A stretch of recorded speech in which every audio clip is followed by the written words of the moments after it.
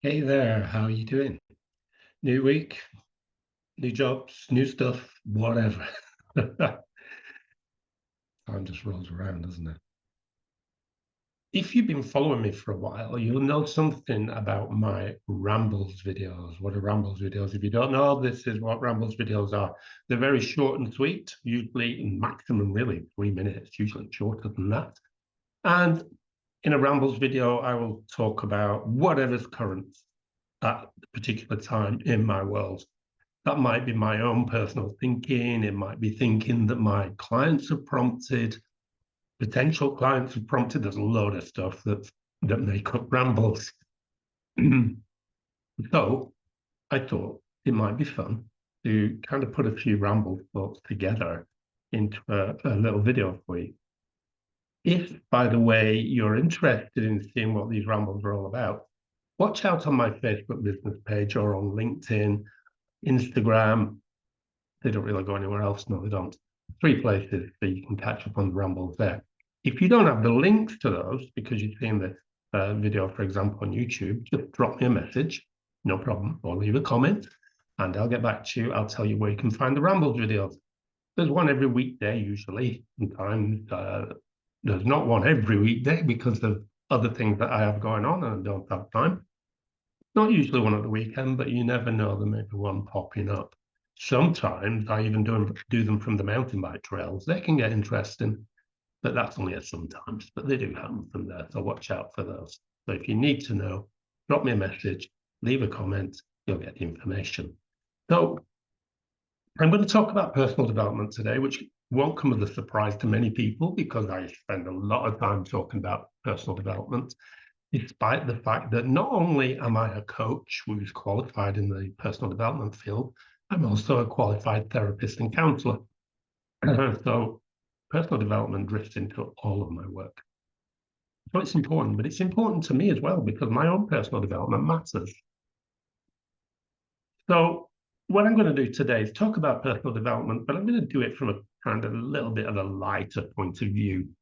You could even say maybe that it's a more human perspective. I'm not sure whether that'd be right or not, but yeah, maybe it is. So we all know about the big stuff. We've all heard things like the importance of setting goals, staying motivated, achieving success, yada yada yada. We've all heard about that stuff, and we've all heard about it probably from a kind of the big point of view. You've got to do this to set your goals. You've got to set your goals correctly, blah blah blah blah. But what about the small stuff? Sometimes the small stuff gets missed. So, and also the small stuff can make a big difference in our day-to-day lives. So let's think about for a minute how embracing small wins, imperfections, and even procrastinating can actually help us grow in ways that we didn't expect. So let's talk about small wins first. As I said, the small stuff. But small wins actually matter. And there's some research done on a lot of this stuff. So don't think I'm coming in from a crazy angle of thinking. There is actually research on this stuff. So did you know that making your bed in the morning or finishing any small task can boost your confidence for the entire day? Okay, if you make your bed on Monday morning and don't do it again until 2 weeks on Monday, that's not really going to work. But if it's something that you do each and every day and you notice it, you celebrate it, you say, yay, bed made, it actually makes a difference. And like I said, this idea is backed by research. Teresa Amabile found that even tiny progress makes us feel more accomplished and motivated. So if you're feeling stuck, try breaking down your big goals into smaller steps. Small steps. Because it's those small wins that add up to something much, much bigger. It works. A lot of people will argue the same. So the other thing as well about small stuff, if you've got a list of small tasks, you get to cross them off or tick them off, whatever you choose to do, more frequently than if you just have a list of big stuff. That's empowering. Think about it. Give it a go. It works. So what about perfection? What about being perfectly imperfect for a change? A lot of people talk about imperfection and say, oh, I can't, no, it's got to be right. It's got to be perfect. If it's not perfect, no, can't do that. But perfection is actually something very, very difficult to achieve. We can aim for excellence and achieve that each and every day if we want to, but perfection is something else. But what about imperfection? Because none of us at the end of the day are perfect, right? True? How do you feel about that? Let me know in the comments. Perfection. See, I'm not perfectionist. I get my words wrong. Perfection can be pretty boring. Dr. Kristin Neff, did some research on self-compassion, and she showed that accepting our flaws leads to greater emotional resilience. Think about it. Some of the best stories that many of us have and share are the ones where we've failed at something in the past, where we've failed terribly or miserably, however you want to put it. But yet we learn something along the way. So the next time you make a mistake, have a giggle about it. Go on, I dare you. Have a giggle about it. Because perfection isn't the goal. Growth is the goal. Long ago at school in woodwork class, we were making, everybody in the class had the same project. We had to make a tent peg. So we had to do the drawing of it. The dimensions had to be correct, and yada, yada. So we had to do this drawing. And then we had to turn the drawing into the real thing with wood. And we had to use chisels, a little bit hand saws, but not much, but mostly with chisels, wood chisels. Quite tricky. Mine was a disaster. It kind of looked like a tent peg, but it was too broad at the bottom. It wasn't going to go in the ground very easily unless it was very soft ground. And it was kind of the bit where the guy rope for the tent would go wasn't sharp enough. So the chances were in a bit of wind, the rope was going to flick off. Not a good job. It's an example. But I did my best to do a good job. It just didn't work out. What about overthinking? Would you agree with me that overthinking is actually a superpower? I think it can be. Research does too. But yet, it gets kind of a bad rep, as it were. But what if it could really be a superpower? Well, research does suggest that overthinking can help us to come up with creative solutions. And we do that by analyzing problems from different angles. So we're thinking about a particular project from this angle, and then we're looking at it from that angle, and we're looking at it from that, with lots of different angles. Sure, it can drive us a bit crazy, but it also makes us better problem solvers. So how about this? Instead of seeing overthinking as a weakness, think of it as a creative strategy or a creative strategy session with just yourself. I've produced a document a few days ago for some of my clients. I did overthink it to begin with. I sat down and I really overthought it. I wonder what they'll think if I don't say that, or I better put that in. I wonder what they want. So I'd already asked a few questions. So I looked at their responses. This is not what they want, so we need to think about that. So I thought about all the different elements that I can possibly imagine.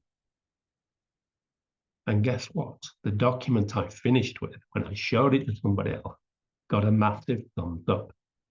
And I had overthought it, but it led to an amazing solution, a really cool document that works. So there's a lot of benefits to thinking deeply. And while we're on it and thinking about stuff, Let's talk about procrastination. Do a Google search, procrastination, and you'll get a lot of results telling you that it's a really bad thing. But I would argue the opposite. Actually, it's a misunderstood skill. I better justify that, right? So let's think about procrastination. We've all been there, right? Have we? Have you? I have. But what if procrastination is your brain's way of giving you time to think more deeply? An organizational psychologist called Adam Grant found that people who procrastinate frequently come up with more creative ideas. And that's because they allow their thoughts to kind of boil or marinate, or whatever you want to call it. So instead of beating yourself up for putting things off, give yourself a break. Because sometimes that pause is exactly what you need for a breakthrough. But think about it. If you agree or disagree, let me know in the comments. Let's have some conversation about this. I can think of a lot of my projects that have benefited from some procrastination time. Obviously, there's a line. We've got to be careful. If we procrastinate too much, we never get anything done. So we've got to be careful. We've got to be aware of that line. This is one of the jobs a coach can do, can help find out and develop a knowing of where that line is for us as individuals. Cool, right? Would you agree with me if I said that being busy is not actually productive? Bold statement, right? But I would argue that being busy doesn't necessarily mean that we're being productive. How many times have you packed your diary, your schedule, whatever you want to call it, with 1,000,001 tasks? And then at the end of the day, when we look back, we begin to feel things like we didn't really accomplish anything there. Oh, that wasn't very good. Nothing came out of all that. Well, studies from Stanford University in the US show that working more than 50 hours a week actually reduces productivity. Okay, the obvious one, you get tired. Of course you do. Everybody gets tired. Most people, I should say. But instead of chasing endless tasks during our work week, let's focus on what really matters. So prioritizing high impact activities over busy work. It's all about working smarter, not harder. If you need help with that, let me know. Send me a comment or a direct message. We can talk about that. Think about comparing your busy schedule with a more focused, productive one. Let's move on. You ever have, well, if you saw my ramble today, I talked a bit about this because it was current. You ever have one of those, oh, not today days? No, I don't want to go to work. I don't want to do this. I don't want to do that. You ever have one of those? I do. It's okay. Some people I know call them potato days. Interesting. Do they mean couch potato days? Not sure. Another person referred to these days as onion days. I don't know how or why, but I'm going to find out. I'll let you know later. Onion days, potato days, just days when you don't want to do what it is that you have to do. Well, think about it like this. Not every day has to be amazing. We shouldn't beat ourselves up because we feel as though we can't be amazing today. Sometimes it's natural to have yuck days or don't want to do that days. And guess what? It is okay. It really is. In fact, downtime is really important. Our brain's default mode network activates during periods of rest. And that helps us with creativity, with emotional processing and so on. So if you're having a slow day, get hold of it, embrace it, give it a hug. You're probably just refueling for something big. The subconscious mind is always at work, right? Think about how you feel when you're relaxed. Think about how ideas often flow when you're relaxed, when you take a little bit of time out. My favorite time out, many people know this, and I'm not going to apologize, is mountain bike riding. So I'll climb a tough mountain, feel like my lungs going to bust by the time I get to the top. And then you get to the top and you try to stay on the high contour. It is a beautiful place just to cruise and think. That's my ideal time out. What's yours? Let me know. Have you ever had one of those awkward moments? You know, those things like you see somebody in the street and they're waving, or somebody in a car, they're waving. But then you realize all of a sudden, actually, they're not waving at you at all. But yet, here's the thing. Awkward moments can actually teach us a great deal. A social psychologist, Dr. Bella DiPaolo, said that they help us to become more self-aware and improve our social skills. So I know it's kind of a cringe moment, but try not to cringe when you think about that embarrassing moment. Think of it as a lesson in being human. What lesson can you think about? Can you think of relating to being human in moments like that? I think we probably all have one of those moments, do we? Think about it. And then we've got a funny story for later as well. There's a really great story from the writer of The Hitchhiker's Guide to the Galaxy, whose name has escaped me, but that doesn't really matter. So he wrote the series of books called Hitchhiker's Guide to the Galaxy. Cool books if you haven't read them. And one day he was at a railway station waiting for a train and he bought himself a little packet of biscuits, a cup of coffee, and a newspaper. He had some time to wait. So he sat down at a table, put his biscuits down, his paper down, his coffee down, yada, yada, and then he started to drink his coffee and read his paper. The guy opposite, obviously doing something similar, coffee, tea, or whatever it was, newspaper, biscuit. And then the guy sitting opposite looked at the packet of biscuits, reached across, opened them, took one out, and ate it. And Douglas Adams was his name. Thought, he's just taken one of my biscuits, but I'm British. I'm not. We don't know British. We're British. We don't know how to respond to this. So the best thing he could think of was to grab a biscuit for himself and make a big deal about eating it in front of this guy, which he did. Took some coffee, ate the biscuit. The other guy grabbed another biscuit. And the same went on until the packet of biscuits was gone. Still, no words had been exchanged, none whatsoever. Adams called it something to do with being Britishness. Anyway, the train came, not for the Douglas Adams, for the other guy. So the guy got up, picked up his newspaper, finished his coffee, threw the cup in the bin, got on the train, off he went. And then Douglas Adams' train came, and he finished his coffee, picked up the newspaper, and there underneath the newspaper was his packet of biscuits. Is that not one of those moments?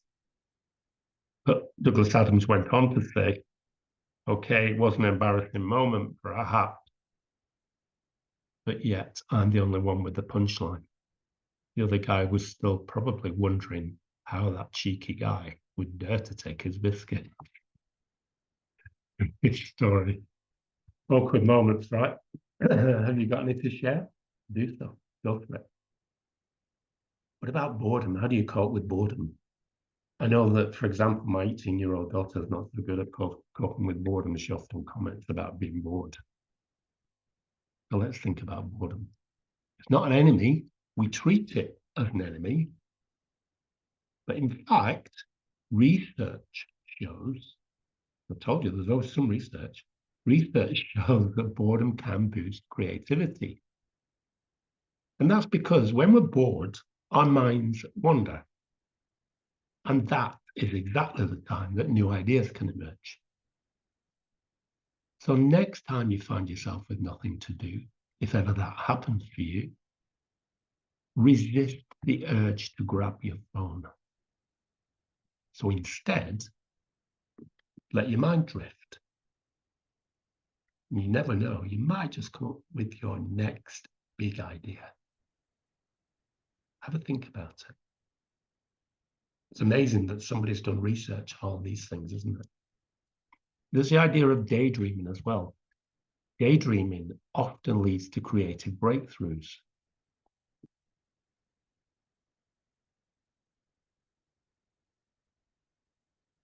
Hang on a minute.